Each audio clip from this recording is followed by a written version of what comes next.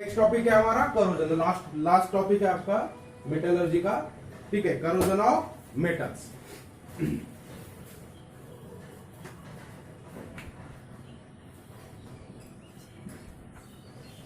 तो ऑलरेडी हम पढ़ चुके करोजन के बारे में। कौन से चैप्टर में पढ़े हमने corrosion? Chemical reactions and equation में, ठीक है। उधर भी लास्ट पार्ट था। करोजन ने ऑक्सीडेशन ही होता है एक तरह से, ठीक है। जो मेटल का ऑक्सीडेशन होता है उसकी वजह से क्या होता है, उसका क्या होता है, डिस्ट्रक्शन होता है, डैमेज होता है उसको। तो वो प्रोसेस को क्या बोलते हैं हम? करोजन, ठीक है। तो करोजन की डेफिनेशन ऑलरेडी पढ़ चुके हैं हम, क्या होता है, फिर भी यहाँ रिवाइज कर लेंगे एक बार। तो क्या होता है corrosion? The slow process of decay और डिस्ट्रक्शन। ये स्लो प्रोसेस है, एकदम से नहीं होगा, ठीक है। लॉन्ग टाइम के लिए जब वो एक्सपोजर हुआ एयर को, मॉइस्चर को या एयर को, या किसी एसिड वगैरह के साथ कभी अगर रिएक्शन होती है तो उस वजह से क्या होगा, डैमेज हो जाएगा जो मेटल है, ठीक है। तो इस डैमेज को क्या बोलते हैं हम? करोजन। तो डेफिनेशन क्या लिखेंगे? The slow process of decay और डिस्ट्रक्शन ऑफ मेटल। किसकी वजह से? Due to the effect of air, moisture and acid on it is known as corrosion. तो करोजन में होता क्या है? जनरली मेटल का क्या होता है? ऑक्सीडेशन होता है, ठीक है। तो ऊपर की जो लेयर होती है उसकी ऑक्सीडाइज होती जाती है और वो पूरा मेटल डैमेज होते जाता है। तो इसका बेस्ट एग्जांपल हमने देखा आयरन, ठीक है। आयरन का करोजन होना मतलब रस्टिंग ऑफ आयरन, डिटेल में हमने पढ़ा था वो चैप्टर में, ठीक है। तो यहाँ डिटेल में और पढ़ेंगे कि हम किस तरह से प्रिवेंशन कर सकते हैं करोजन का, करोजन को कैसे रोक सकते हैं, करोजन कौन कौन से मेटल में किस तरह से होता है, ठीक है। तो देखो आपकी कोई कैन यू रिकॉल, तो ऑलरेडी जो पढ़े उसके बारे में रिकॉल करना है। What is mean by corrosion? तो ऑलरेडी करोजन क्या होता है हमने देखा। Have you seen the following things? नीचे कुछ आपको क्वेश्चन पूछा है, ठीक है। देखो ब्लैक एंड सिल्वर वेसल, ये जो सिल्वर वेसल है कैसा हो गया? वो ब्लैकिश कलर का हो गया, ब्लैक एंड हो गया, दिख रहा है यहाँ। फिर रस्टेड शैकल्स आपको दिख रहा है, आयरन की जो सलाखें है, ठीक है, वो चेन जो है वो ब्राउनिश कलर की हो गई है, rusted. The copper cladded Statue of Liberty made 300 years ago has turned green. तो कॉपर का जो ये स्टैच्यू बना था बोलते, ठीक है, कॉपर क्लैडेड स्टैच्यू, ये भी ग्रीनिश कलर का हो गया बोलते। तो क्यों ऐसा होता है, ठीक है। देखो वहां old iron bars of buildings. Old iron bars मतलब जो आयरन की सलाखें होती है, लोहे की सलाखें होती है बिल्डिंग्स में, हमें कैसी दिखती है? वो ब्राउनिश कलर की हो जाती है, ठीक है। Copper vessels not clean for long time. अगर आपके घर में कॉपर के वेसल्स है जो लॉन्ग टाइम के लिए आपने साफ नहीं किए, क्लीन नहीं किए, तो कैसे दिखेंगे? तो ऑब्जर्व करो बोलते फॉलोइंग थिंग्स जो यहाँ पर बताई गई। Old iron bars of building, ठीक है। तो जो बिल्डिंग है, कंस्ट्रक्शन जहां पे हुआ है, तो बहुत अगर एक्सपोज है एयर को, जो खुली सलाखें उनको देखो बोलते। फिर आपके घर में जो भी कॉपर के वेसल्स है जो लॉन्ग टाइम से क्लीन नहीं किया है, उनको ऑब्जर्व करो बोलते। उसके बाद सिल्वर ऑर्नामेंट्स और idols expose to air for long time. तो जो भी सिल्वर के ऑर्नामेंट्स है लॉन्ग टाइम के लिए अगर एक्सपोजर हुआ है, मतलब एयर में है, यूज नहीं हुआ है, क्लीन नहीं हुआ है, तो उनको ऑब्जर्व करो बोलते क्या है। And old abandon vehicles fit to be thrown away. और ऐसे व्हीकल्स ओल्ड, पुराने हो गए, ठीक है, खराब हो गए जो व्हीकल्स है, आउटडेटेड हो गए, वो पड़े रहते हैं, ठीक है। तो वो कैसे दिखते हैं आपको ऑब्जर्व करना।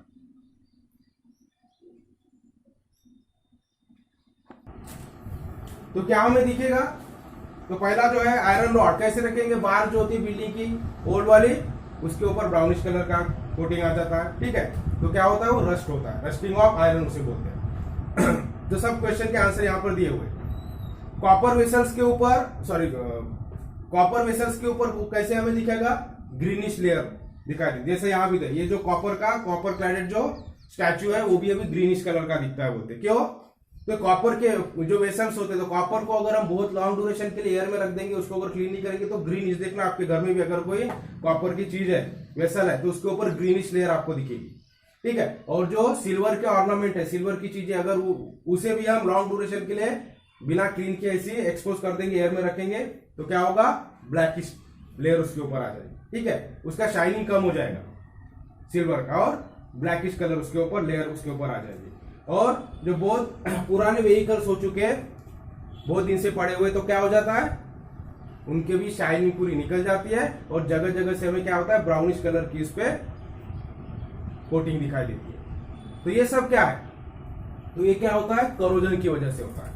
अब ग्रीनिश लेयर क्यों आई, उसका भी आंसर हम देखेंगे। कॉपर के ऊपर, सिल्वर के ऊपर ब्लैकिश कलरिंग क्यों आती है, लेयर क्यों तैयार होती है, वो भी हम देखेंगे। और आयरन के आर्टिकल्स ब्राउनिश कलर के वो क्यों हो जाते हैं, और रस्टिंग क्यों होती है, वो भी हम देखेंगे। तो ऑलरेडी हम रस्टिंग के बारे में पढ़ चुके हैं। अब देखो, थिंक अबाउट इट, आपको पूछा है question, why do silver article, तो हमने क्या देखा कि सिल्वर आर्टिकल कैसे हो गए, ब्लैकिश हो गए, तो क्यों हुआ, क्वेश्चन पूछा।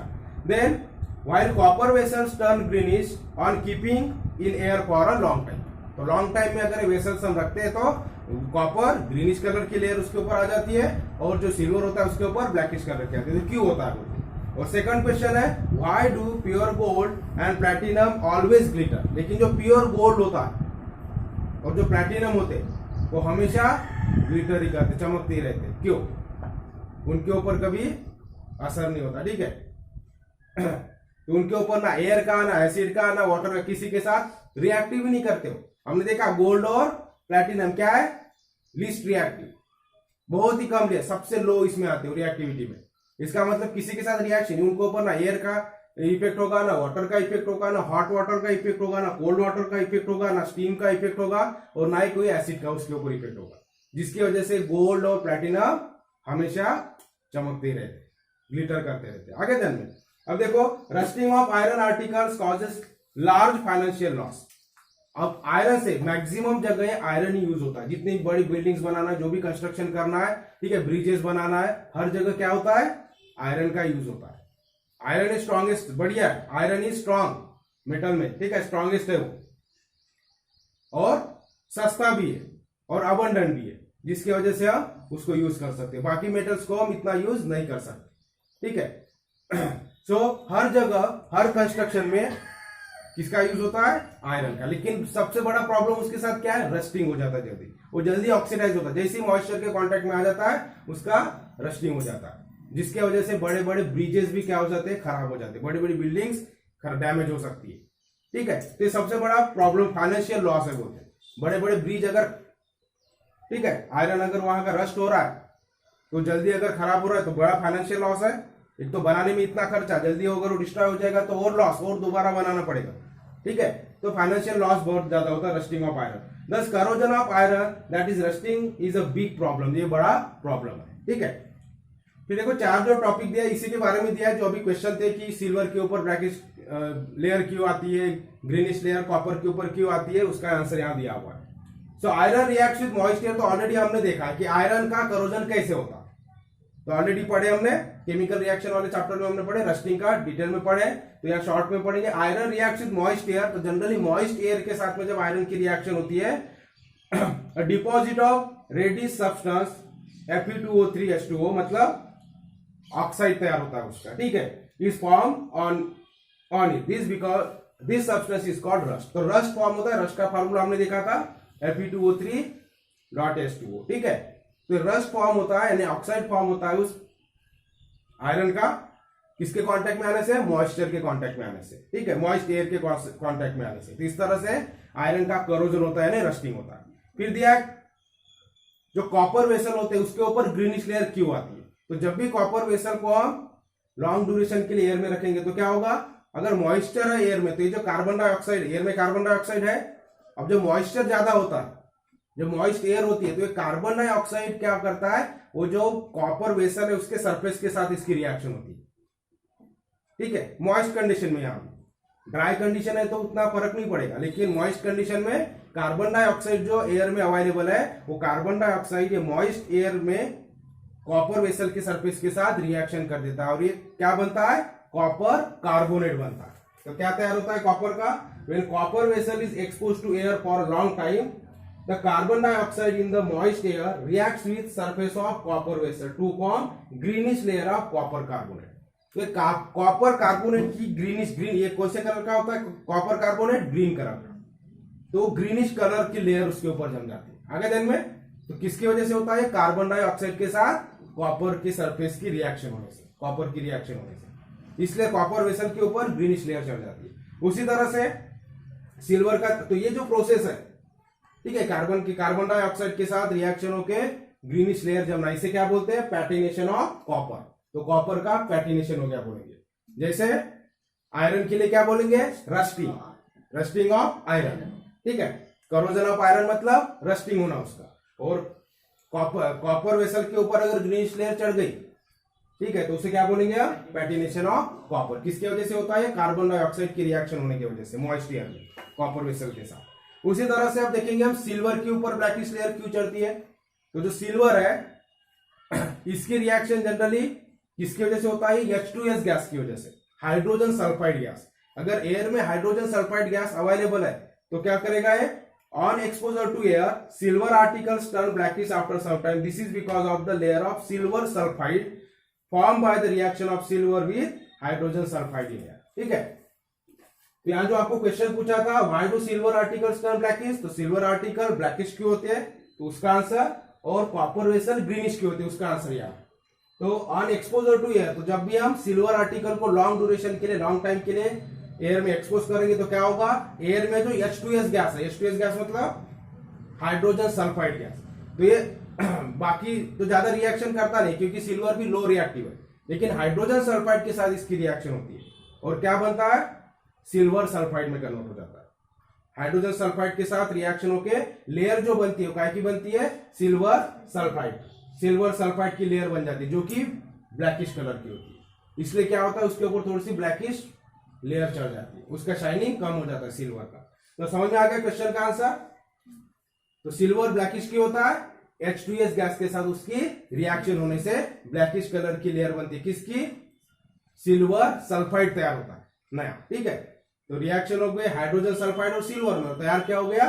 Silver sulphide. और सिल्वर सल्फाइड की इसका कलर ब्लैक होता है, इसलिए ब्लैकिश लेयर चढ़ जाती है सिल्वर के वेसल्स के ऊपर। ठीक है, उसी तरह से और एक एल्यूमिनियम का एग्जांपल, एल्यूमिनियम का भी ऑक्सीडेशन होता है एयर में, तो जनरली उसकी जो ऊपर की लेयर होती है एल्यूमिनियम की, मान लो एल्यूमिनियम का रॉड है तो इसकी ऊपर की लेयर जो होती है ऑक्सीडाइज हो जाती है एयर में जो ऑक्सीजन है उससे, और एल्यूमिनियम ऑक्साइड की लेयर तैयार हो जाती है। तो this is corrosion of aluminium. ठीक है, by oxidation of aluminium a thin layer of aluminium oxide form on it. तो इस तरह से कुछ एग्जांपल्स है आपकी इसमें कि किस तरह से करोजन होता है। ठीक है, और एक क्वेश्चन का आंसर भी हमने लिया। और गोल्ड और प्लैटिनम क्यों ग्लिटर करते हैं? Because gold and platinum are least reactive metals, they do not react with water, air, ठीक है, और acid. Therefore the metals like pure gold and platinum always glitter, हमेशा ग्लिटर करते हैं, कोई उनके ऊपर लेयर ऐसी जमा नहीं होती है। अभी हम देखेंगे प्रिवेंशन ऑफ करोजन। अब इसको प्रिवेंट कैसे करना? करोजन की वजह से क्या होता है? हमारे जो मेटल्स है, यूजफुल मेटल्स है, वो डैमेज हो सकते हैं, उनका शाइनिंग जा सकता है, जिसके लिए हमें क्या करना है? वो प्रिवेंशन करना पड़ेगा, रस्टिंग ऑफ आयरन को रोकना पड़ेगा। ठीक है, क्योंकि बहुत बड़ा इकोनॉमिक लॉस कर सकता है। तो क्या क्या वेज है जिससे हम ये करोजन को प्रिवेंट कर सकते हैं? तो उसको बोलेंगे हम प्रिवेंशन ऑफ करोजन। तो क्या क्या वेज है उसके बारे में पढ़ेंगे अभी। अब देखो प्रिवेंशन ऑफ करोजन, तो प्रिवेंशन करना है हमें, करोजन होने से रोकना मेटल को, तो क्या करना पड़ेगा? तो करोजन किस वजह से होता है ये पहले हमें मालूम चाहिए। किस वजह से होता है? या तो एयर के कांटेक्ट में आने से, यानी ऑक्सीजन के साथ रिएक्शन होने से, या तो मॉइस्चर के साथ कांटेक्ट में आने से। तो अगर ये चीजें उस मेटल के कांटेक्ट में नहीं आएगी आगे दिन में, तो करोजन होगा क्या? नहीं होगा। फॉर एग्जाम्पल अभी मान लो आयरन का रॉड है, इसका करोजन क्यों हो रहा है? क्योंकि मॉइस्चर इसके कांटेक्ट में आ रहा है। तो मुझे क्या, अगर इसको करोजन से रोकना है तो क्या करना पड़ेगा? ये मॉइस्चर का एयर का इस सरफेस के साथ कांटेक्ट रोकना पड़ेगा। तो एक तरीका है। ठीक है, तो करोजन रोकने के हमारे पास 2-3 तरीके। तो पहला तरीका वही है, corrosion can be prevented if the metal is coated with something. तो ये मेटल के सरफेस को किसी से हम कोट कर देंगे। ठीक है, इसके ऊपर एक कोटिंग लगा देंगे, जिसकी वजह से क्या होगा? ये एयर और मॉइस्चर का इसके साथ कांटेक्ट नहीं होगा। तो एयर और मॉइस्चर का इसके साथ अगर कांटेक्ट नहीं होगा तो रस्टिंग होगा क्या? नहीं होगा। ठीक है, तो पहला वे क्या है? Simple way, the corrosion of metal can be prevented if the metal is coated with something. कुछ तो भी उसके ऊपर कोट करना पड़ेगा हमें, which does not allow moisture and oxygen to react with it. तो जिसकी वजह से ऐसी चीज हमें कोट करना है उसके ऊपर कि जिसकी वजह से एयर और मॉइस्चर उस सरफेस से टच ना हो सके, कांटेक्ट में ना आ सके। ठीक है, तो कौन कौन सी चीजें हम लगा सकते हैं? तो coating of metals with paint. तो जनरली हमारे मैक्सिमम जो आयरन के आर्टिकल्स हम घर में यूज करते हैं उसके ऊपर क्या करते हैं? हम पेंट लगा देते हैं। ठीक है, हमारे विंडोज को देखना, वहां आयरन के जो चीजें होती है, फ्रेम वगैरह होते हैं, उसको भी हम कोट, हमारा जो गेट होता है उसको भी हम पेंट करते हैं। क्यों करते हैं? तो यही, तो पेंट करने से क्या होगा, इसका ऑक्सीजन के साथ, एयर के साथ और मॉइस्चर के साथ क्या होगा, कांटेक्ट नहीं होगा। ठीक है, ऑयल की लेयर हम लगा सकते हैं, ग्रीस की लेयर उसके ऊपर लगा देंगे, जो हमारी मशीन्स में वहां पेंट तो रहेगा नहीं। ठीक है, तो लुब्रिकेंट क्या भी काम करता है, वो ग्रीस। ठीक है, उसकी वजह से जो आपकी साइकिल की चैन वगैरह भी होती है वहां पेंट लगा सकते हैं क्या? नहीं। ठीक है, वो रनिंग में होता है, जो मशीन होता है जो रनिंग में है वहां पेंट उतना यूज नहीं होगा, तो वहां ऑयल और ग्रीस काम करता है। इसकी वजह से एक तो स्मूथली रन भी होता है, वो चलता भी है, और उसका रस्टिंग भी नहीं होता, क्योंकि मॉइस्चर के साथ उसका कांटेक्ट नहीं होगा। तो ऑयल की लेयर लगा दो मेटल के ऊपर, या ग्रीस की लेयर लगा दो, पेंट कर लो। तो ये सिंपल तरीके जिससे हम क्या कर सकते हैं, उसका एयर के साथ और मॉइस्चर के साथ कांटेक्ट रोक सकते हैं और करोजन रोक सकते हैं। आगे ध्यान में, अब इसके अलावा ये सिंपल तरीके हो गए, पेंटिंग करना, ऑयलिंग करना, ग्रीसिंग करना। अब इसके अलावा और एक तरीका है जिससे हम मेटल्स को करोड होने से बचा सकते हैं। अब मान लो एक मेटल ज्यादा जो करोडिबल मेटल है, उसके ऊपर अगर ऐसे मेटल की हम लेयर लगा दे कि जो करोडिबल नहीं है, करोड नहीं होता, जिसकी रिएक्शन नहीं होती मॉइस्चर के साथ, एयर के साथ में। ठीक है, तो क्या होगा, अंदर का मेटल सेफ हो जाएगा।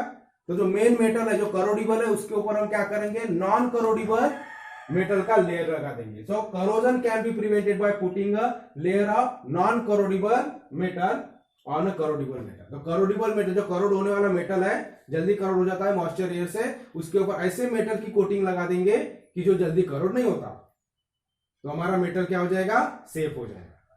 ठीक है, यानी करोजन उसका हम प्रिवेंट कर सकते। अब देखो, पूरी तरह रोक तो नहीं सकते, प्रिवेंट कर सकते। 100% करोजन को पूरी तरह नहीं रोक सकते। ठीक है, तो कुछ हद तक हम प्रिवेंट कर सकते। तो प्रिवेंशन ऑफ करोजन, तो ये मेथड्स है कुछ, 2-3 मेथड। ठीक है, तो हम ये तो सिंपल मेथड है, ऑयल की पेंटिंग करो, ऑयलिंग करो, ग्रीसिंग करो।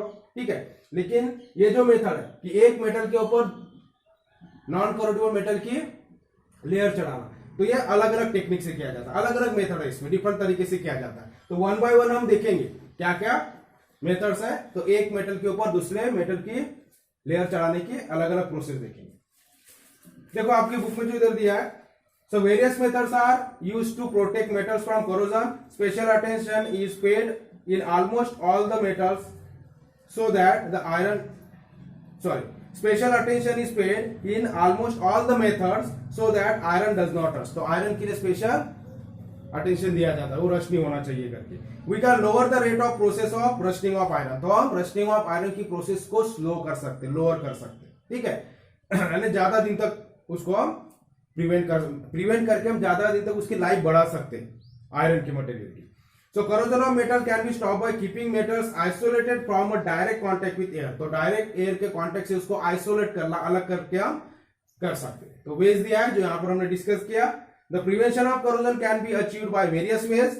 Some of these methods are as follows: to fix a layer of some substance on the metal surface so that the contact of the metal with moisture and oxygen in the air is prevented and so reaction would occur no reaction would occur between them। ठीक है, तो इस तरह से हम कुछ तो भी एक लेयर उसके ऊपर चढ़ा देंगे जिसकी वजह से एयर और मॉइस्चर का उसके साथ रिएक्शन नहीं होगा। ठीक है, to prevent corrosion of metal by applying a layer of paint, oil, grease और varnish on their surface. For example corrosion of iron आप रोक सकते हैं इससे। ठीक है, अब देखो यूज योर ब्रेन पावर दिया है। Can we permanently prevent the rusting of an iron article by applying a layer of paint on its surface.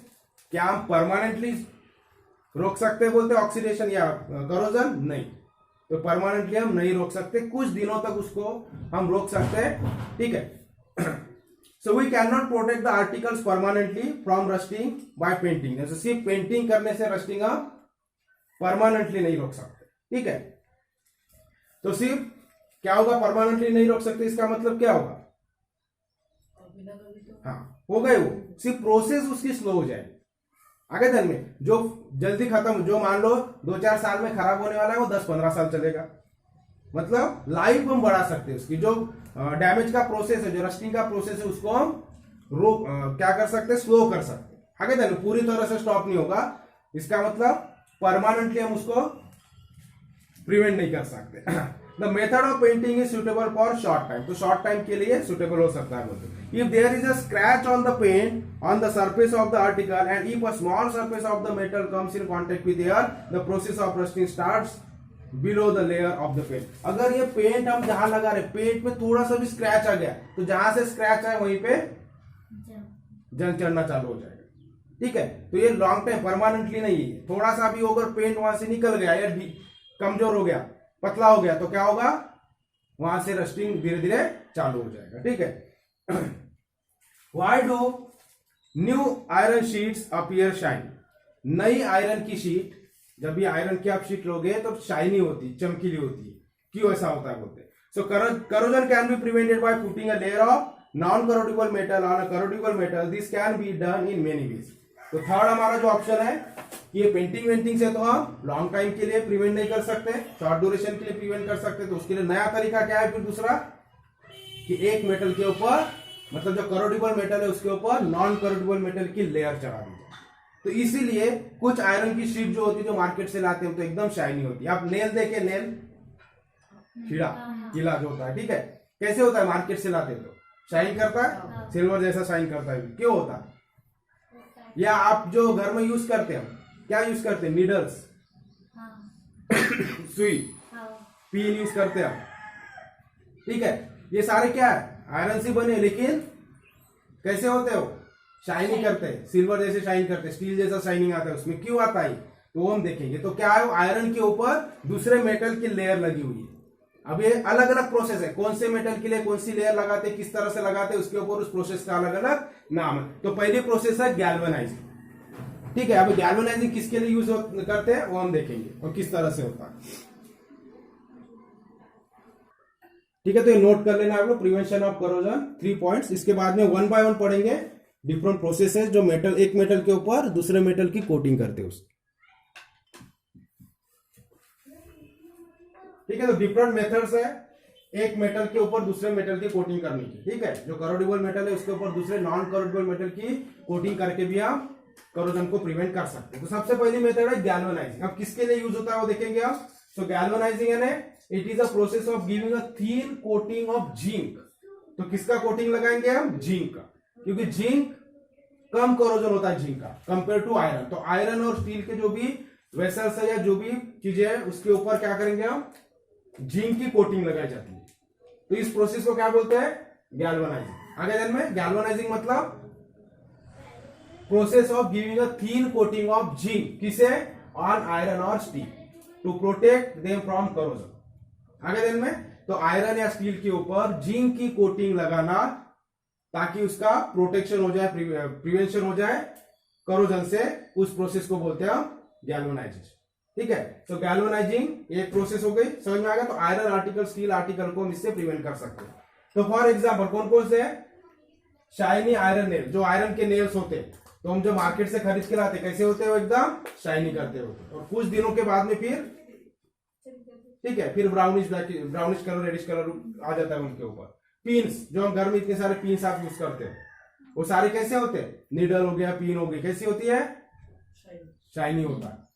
ठीक है, फिर लॉन्ग ड्यूरेशन में जैसे वो एक्सपोजर होता है तो धीरे धीरे, अब पहले क्या होगा, जब लॉन्ग ड्यूरेशन के लिए एक्सपोजर होगा तो पहले डायरेक्ट आयरन नहीं होगा उसमें लिया, तो पहले जो जिंक की लेयर है ये पहले रिएक्शन करेगा और उसके बाद में आयरन की रिएक्शन आगे दिन में। तो आयरन की लाइफ यहाँ क्या हो जाती है? बढ़ जाती है। तो इस तरह से आयरन के ऊपर जिंक की हम कोटिंग करते हैं, तो इस प्रोसेस को बोला जाता है गैल्वेनाइजिंग। समझ में आ गया?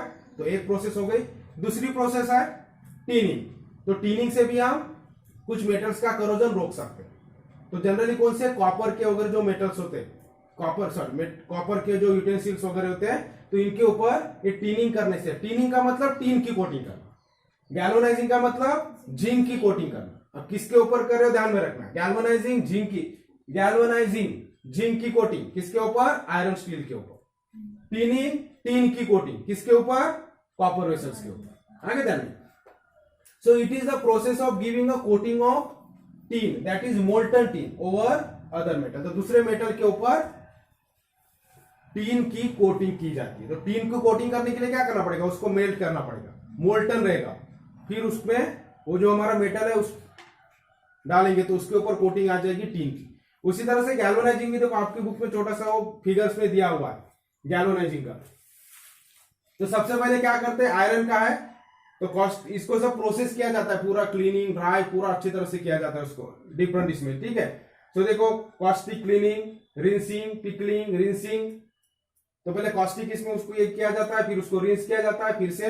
तो अलग अलग सॉल्यूशन में डाल के पहले इसको अच्छी तरह से क्लीन एंड फिर फाइनली उसको ड्राई कर लिया जाता है। ठीक, पूरी तरह से क्लीन कर लिया जाता है उसको।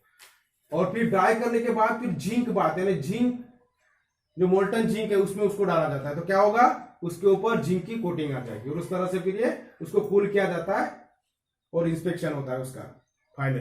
तो जिंक की कोटिंग उसके ऊपर आ जाती है। उसी तरह से टीनिंग प्रोसेस होता है। तो टीनिंग क्यों जरूरी है बोलते हैं, फॉर एग्जाम्पल यहाँ दिया है cooking vessels made of copper and brass. तो जो कुकिंग वेसल्स है ब्रास और कॉपर के वगैरह get a greenish coating due to corrosion. तो करोजन की वजह से इनके ऊपर क्या आ जाती है, ग्रीनिश कोटिंग। और जो ग्रीनिश कोटिंग है ये पॉइजनस होती है। अगर इसके अंदर हम कुछ खाना पकाए, ठीक है, तो क्या हो जाता है, पॉइजनस होता है, हमारे लिए डेंजरस होता है। तो उसको प्रिवेंट करने के लिए therefore they are given a coating of tin to prevent corrosion. तो ऐसे वेसल्स के ऊपर टीन की कोटिंग आती है जिसके वजह से करोजन नहीं होता है, ग्रीनिश लेयर वहां पे नहीं बनेगी। ठीक है, तो इस लेयर को क्या बोलते हैं, हमारे भाषा में कलई बोलते हैं। कलई, कलई के बर्तन सुने।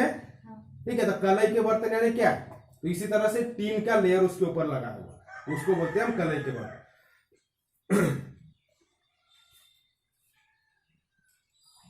तो ऐसे अगर बटर मिल्क और करी, बटर मिल्क पता है सबको, ठीक है। अगर बटर मिल्क वगैरह ऐसे ग्रीनिश इसमें हम रखते हैं जनरली ऐसे वेसल्स में, कॉपर वगैरह में, तो क्या होगा, खराब हो जाएगा और पॉइजनस रहेगा हमारे लिए।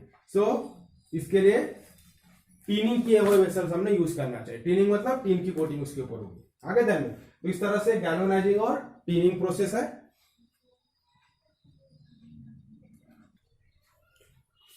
अभी थर्ड प्रोसेस है एनोडाइजेशन।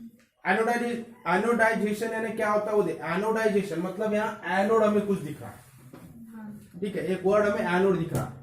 तो ये इलेक्ट्रोलिसिस करते हैं हम, और इलेक्ट्रोलिसिस में जो हमारा मेटल होता है उसके ऊपर उसको हम एनोड करके ट्रीट करते हैं। ठीक है, तो जनरली कौन से मेटल के लिए होता है, कॉपर और एल्यूमिनियम जैसे मेटल। ठीक है, so in this method metals like copper, aluminum are coated with a thin and strong layer of their oxides by means of electrolysis। ठीक है, तो उन्हीं के ऑक्साइड की लेयर वो मेटल के ऊपर चढ़ाई जाती है।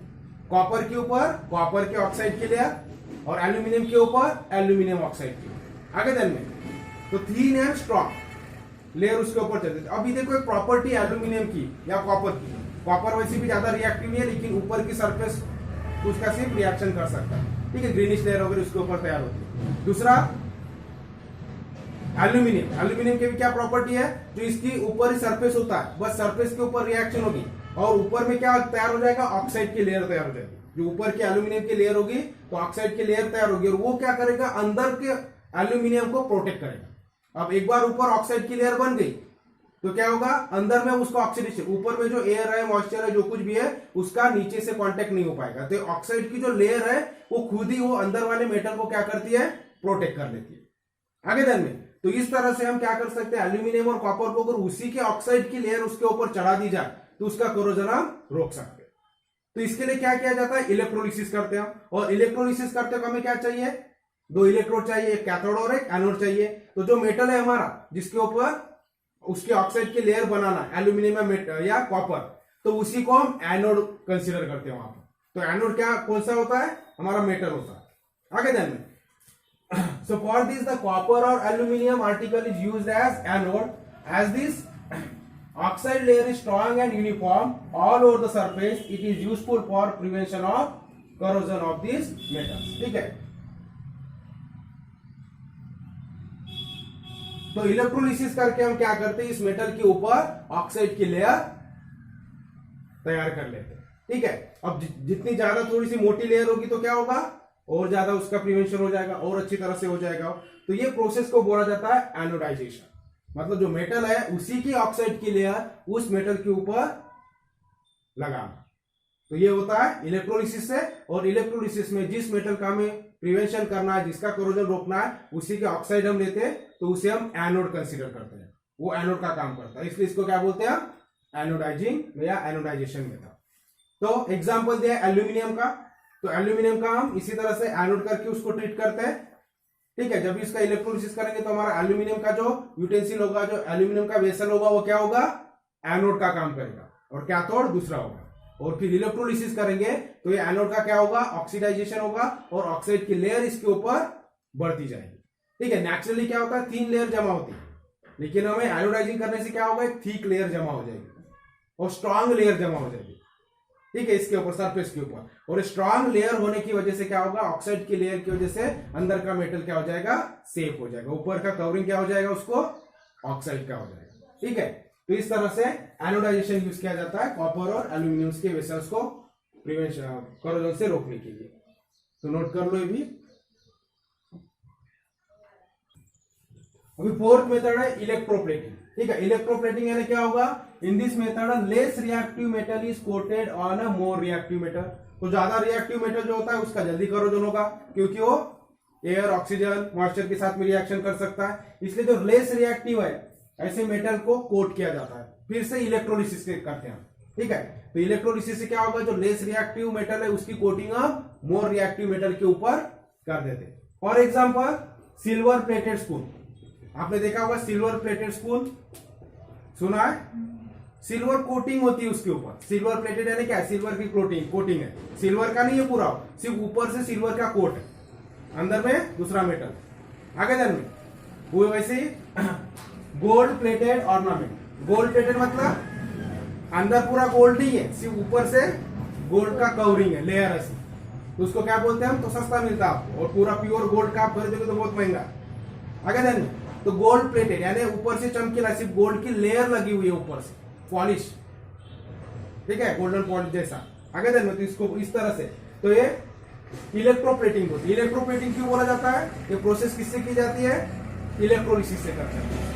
ठीक है। यहाँ पे एक एनोड और कैथोड होता है और उस तरह से हम जो कम रिएक्टिव मेटल है उसकी कोटिंग करते हैं, जो ज्यादा रिएक्टिव मेटल है उसके ऊपर। अब फॉर एग्जांपल गोल्ड और सिल्वर क्या आई है, कम रिएक्टिव मेटल है, इनकी ज्यादा रिएक्शन नहीं होती, तो इसकी कोटिंग करेंगे हम, जो ज्यादा रिएक्टिव जल्दी करोड हो जाते हैं ऐसे मेटल के ऊपर। तो एक तरीका है प्रिवेंशन ऑफ करोजन। ठीक है।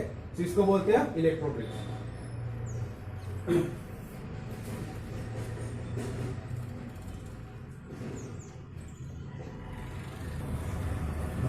देखो ये जो इलेक्ट्रोप्लेटिंग का आपके इसमें एग्जांपल दिया है। ठीक है। तो जो मेटल के ऊपर, जिसके ऊपर हमें कोटिंग करना है, वो कैथोड होता है। ठीक है। और जो जिसकी कोटिंग करना है, मतलब सिल्वर की कोटिंग करना है, तो एनोड का काम करेगा। आगे दिन में तो इस तरह से ये एनोड की जो है कोटिंग इसके ऊपर यहां से रिलीज होगा और इसके ऊपर ये कोटिंग चढ़ती जाएगी। तो यहां इलेक्ट्रोलिसिस करेंगे हम, तो जो हमारा कैथोड होगा वो क्या होगा, जिसमें sorry more reactive metal cathode होगा, और जो लेस रिएक्टिव मेटल है लाइक सिल्वर एंड गोल्ड क्या होगा, एनोड का काम करेगा। ठीक है। और इलेक्ट्रोलिसिस जब होगा तो यहां से अपोजिट चार्जेस, ठीक है, जब भी हम ये करेंगे तो यहाँ चार्जेस डेवलप होंगे और चार्जेस क्या होगा, अपोजिट इलेक्ट्रोड की तरफ ट्रैवल होते हैं। तो इस तरह से यहाँ कोटिंग जमा हो जाएगी, जो मेटल है मोर रिएक्टिव मेटल उसके ऊपर कोटिंग करके तैयार हो जाएगी लेस रिएक्टिव मेटल की, और इसे बोलते हैं हम इलेक्ट्रोप्लेटिंग। अब लास्ट हमारा जो मेथड है अलॉइंग, उसके बारे में देखिए क्या। ठीक है। तो लास्ट मेथड पढ़ रहे हैं हम अलॉइंग, प्रिवेंशन ऑफ करोजन। जब अलॉइंग यानी क्या होता है कि मेटल मेटल या नॉन मेटल का मिक्सचर होता है। आगे धन्यवाद। हमें मालूम है कि आयरन करोड़ होता है, लेकिन आयरन के साथ ऐसे कुछ मेटल या नॉन मेटल का मिक्सचर करके नया कुछ बनाए कि, ठीक है, जो जल्दी करोड़ नहीं होते, ऐसे मेटल्स उसके साथ अगर मिक्स कर देंगे तो नया जो बनेगा उसका करोजन क्या होगा, कम होगा। तो ऐसे नई जो चीजें तैयार होती है जो मिक्सचर से, उसे क्या बोलते हैं हम, अलॉय। आगे धन में so an alloy is a homogeneous mixture of two और मोर मेटल्स। दो या दो से ज्यादा मेटल्स हो सकते हैं, या मेटल एंड नॉन मेटल, या मेटल और नॉन मेटल भी हो सकते हैं, जरूरी नहीं कि मेटल मेटल ही मिक्स करेंगे हम। आगे धन में सो मेटल या नॉन मेटल मिला के दो या दो से ज्यादा जो एक मिक्सचर तैयार होता है, होमोजेनियस मिक्सचर, यानी पूरा एक तरह से घुला हुआ, हमें ऐसे पहचान नहीं सकते हम, इसमें आयरन अलग है कार्बन अलग है, हम पहचान नहीं सकते। होमोजेनियस मिक्सचर बन जाता है उसका पूरा, और पर्टिकुलर एक प्रोपोर्शन में, फिक्स प्रोपोर्शन होता है कि कितना। फॉर एग्जाम्पल हम देखेंगे तो अलॉय पहले समझो क्या होता है। Alloy is a homogeneous mixture of two और मोर मेटल, दो या दो से ज्यादा मेटल, या मेटल और नॉन मेटल का भी मिक्सचर हो सकता है, इन डेफिनेट प्रोपोर्शन। तो जो भी हम ले रहे मेटल और नॉन मेटल उसका प्रोपोर्शन क्या होगा, डेफिनेट होगा। द रिजल्टेंट मेटल, तो जो भी मेटल हमारा तैयार होता है उसे हम अलॉय बोलते हैं। And do not crore easily, और इजीली करोड नहीं होगा क्योंकि वो प्रॉपर्टी उसकी चेंज हो जाती है। आगे दिन में प्रॉपर्टी चेंज होगी। सिर्फ आयरन है तो वो मॉइस्चर के साथ जल्दी रिएक्शन हो रहा है तो करोड हो रहा है, लेकिन अगर उसी में हम 2-3 और अलग अलग मेटल के साथ उसको मिक्स कर देंगे तो क्या होगा, वो जो सिर्फ आयरन का करोजन होना था लेकिन दूसरी चीजें उसमें आ जाने से क्या हो जाएगा, उसका करोजन रुक जाएगा। ठीक है, जो फास्ट हो रहा था उतना नहीं होगा, प्रिवेंशन हो जाएगा करोजन। तो एग्जांपल देखेंगे, फॉर एग्जांपल ब्रॉन्ज। ये ब्रॉन्ज कैसे बना है, तो 90% कॉपर है इसमें और 10% टीन है। तो टीन और कॉपर को दोनों को मिला के एक नया हमने मिक्सचर तैयार कर लिया। ठीक है, होमोजेनियस मिक्सचर। अब इसमें से अगर वो वेसल आप देखोगे ब्रॉन्ज का तो आपको अलग नहीं दिखेगा, कॉपर और टीन अलग दिखेगा कि उसमें नहीं, मैंने होमोजेनियस एक दूसरे में पूरी तरह घुल गया। फॉर एग्जांपल जैसे सॉल्ट और वाटर, जब हम डिसॉल्व करते हैं तो आप सॉल्ट पहचान सकते हो क्या, नहीं, पूरा एक होमोजेनियस मिक्सचर हो जाता है। आगे दिन में उस तरह से शुगर को आप वाटर में मिक्स करो, शुगर दिखेगी क्या, नहीं, वाटर ही दिखेगा, सिर्फ आप टेस्ट करोगे तो पता चलेगा इसमें शुगर है क्या। आगे दिन होमोजेनियस मिक्सचर एक तरह से घुल जाते हैं, हम उनको सेपरेट देख नहीं सकते, तो उसको बोलते हैं होमोजेनियस मिक्सचर पूरी तरह से। ठीक है, एक हो जाना। सो 90% कॉपर यानी 90% कॉपर और 10% टीन ये मिला के बनता है ब्रॉन्ज। आगे दिन में तो जो प्रॉपर्टी इसकी करोड होने की कॉपर की, तो ये क्या होगा, टीन इसमें मिक्स हो जाने से इसका जो करोजन होने का रेट है वो एकदम स्लो हो जाएगा, तो जल्दी ये करोड नहीं होगा। Then stainless steel. Stainless steel maximum सभी को मालूम है, हमारे घर में जो मैक्सिमम बर्तन हम यूज करते हैं वो क्या होते हैं, स्टेनलेस स्टील से बने होते हैं। ठीक है, तो स्टेनलेस स्टील कैसे बना हुआ है, 74% आयरन होता है इसमें, 18% क्रोमियम होता है और 8% कार्बन होता है इसमें। ठीक है, तो तीन चीजें मिला के, एक नॉन मेटल है बाकी दो मेटल है, तो मेटल और नॉन मेटल ये फिक्स प्रोपोर्शन में 74% आयरन होगा तो 18% क्रोमियम होगा, ये होगा, तो एक स्टेनलेस स्टील बन जाता है जो कि जल्दी करोड़ नहीं होता। स्टेनलेस स्टेन भी नहीं होते उसके ऊपर, दाग धब्बे भी कम लगते हैं उसके ऊपर। ठीक है, तो इसलिए स्टेनलेस स्टील। ब्रास कॉपर और जिंक मिल के बनता है। उसी तरह से अमालगम होता है, अलॉय। अमालगम किसे कहते हैं, तो ऐसा, if one of the metal is mercury, अगर किसी अलॉय में, अलॉय बनाते हैं एक मेटल हम मर्क्यूरी यूज कर रहे हैं तो उस अलॉय को क्या बोलेंगे हम, अमालगम, मर्क्यूरी का अलॉय। आगे देखेंगे, so if one of the metal is mercury then alloy is known as अमालगम।